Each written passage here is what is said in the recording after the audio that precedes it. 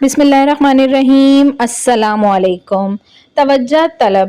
حضرت موسیٰ علیہ السلام نے قارون کو زکوٰۃ کا کہا تو قارون برا مان گیا۔ قارون سوچ میں پڑ گیا کہ اتنی رقم میں زکوٰۃ میں آخر کیوں دوں۔ قارون نے زکوٰۃ سے بچنے کے لیے عورت کو پیسے دیے کہ تم موسیٰ علیہ السلام پر بدکاری کا الزام لگاؤ۔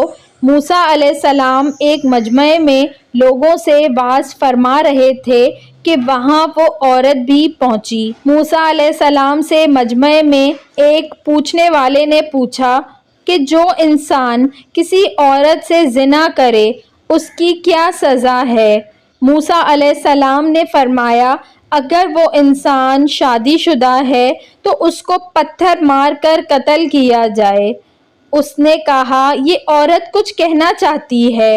اس نے عورت کو کھڑا کیا۔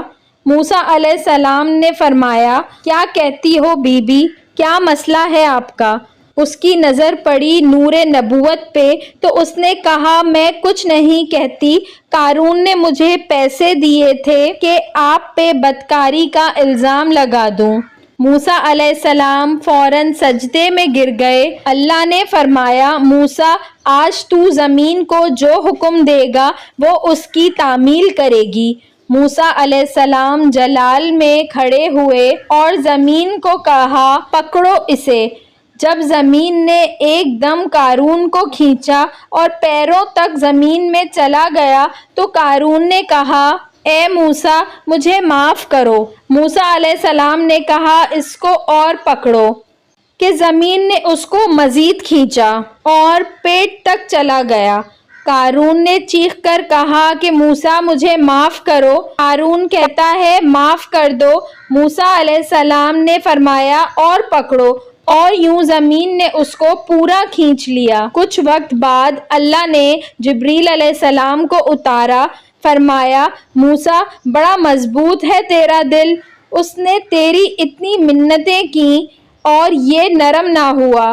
میری عزت کی قسم اگر قارون مجھے ایک بار بھی پکارتا تو میں اس کو زمین سے واپس نکال لیتا۔ اللہ اکبر۔